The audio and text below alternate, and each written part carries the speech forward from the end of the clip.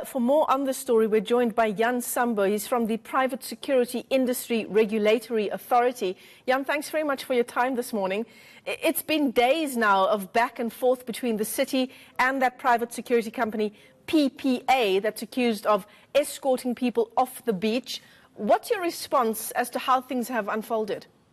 Good morning, Michelle and listeners. Currently, the authorities investigating the matter because of PPA being a security service provider registered with us as a security service provider, has been the regulator in the private security industry.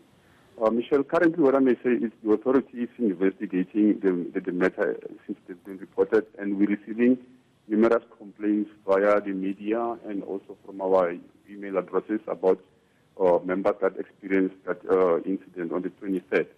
But what I may say is we are guided by the Code of Conduct. We've got a legislation that is a Code of Conduct that governs all security service providers in the country. So what is happening currently with the information that we're receiving, we're evaluating whether the PPA contravene any applicable legislation on the Code of Conduct. And once all the information is received, then there will be some action taken to finalize this matter, to see if there's any contravention or not. Okay, so let's start with the one issue that you've just raised, Jan. You're saying you're still investigating whether PPA is in fact part of your regulation body. In terms of a company that is a part of your regulatory authority, must any security company know the bylaws of a city and how far it can go in implementing those laws? That's correct.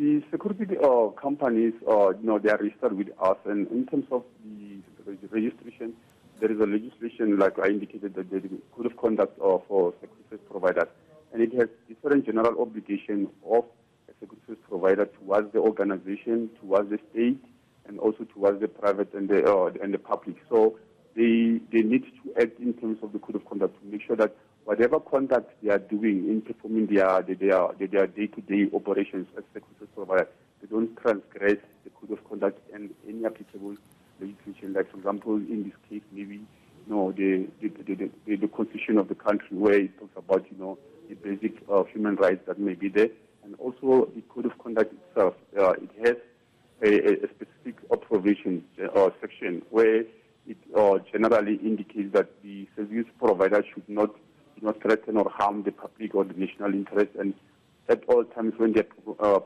performing their duties, they should promote stability in the private security industry and also ensures that there's good discipline in the industry. So that it is the legislation that governs every security service provider to make sure that their actions are well within the legislation or the law.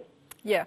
And Jan, if it is found that PPA is a member of your regulatory body and that in fact it did contravene this code of conduct that you've just described to us, what kinds of sanctions might that private security company face? I may confirm currently that yes, PPA is registered with CIRA as a security service provider. It is registered with us. We've got them on our records.